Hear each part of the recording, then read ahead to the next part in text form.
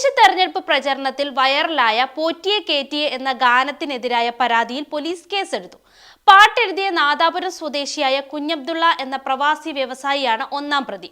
Danish എന്ന ഗായകൻ, CMS media, Zubair Panthalloor എന്നിവരാണ് മറ്റു പ്രതികൾ. ഖത്തറിൽ ജോലി ചെയ്യുന്ന കോഴിക്കോട് നാദാപുരം ചാലപ്പുറം സ്വദേശി GP കുഞ്ഞബ്ദുള്ളയാണ് പാട്ടെഴുതിയത്.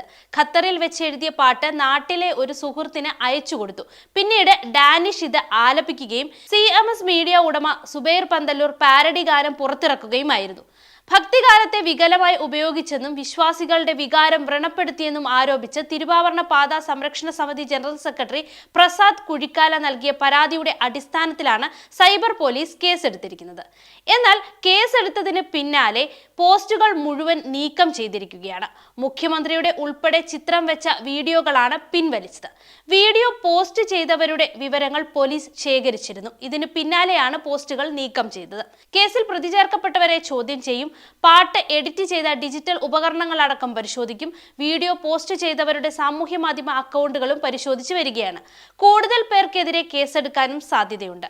വീഡിയോ മതവികാരം വ്രണപ്പെടുത്തുന്നു എന്നാണ് FIR. തിരുവനന്തപുരം സൈബർ പോലീസാണ് കേസ് അന്വേഷിക്കുന്നത്. ഇതുകൂടാതെ പാരഡി പാട്ടിനെതിരെ CPM തെരഞ്ഞെടുപ്പ് കമ്മീഷനെ സമീപിക്കാനും ഒരുങ്ങിയിട്ടുണ്ട്.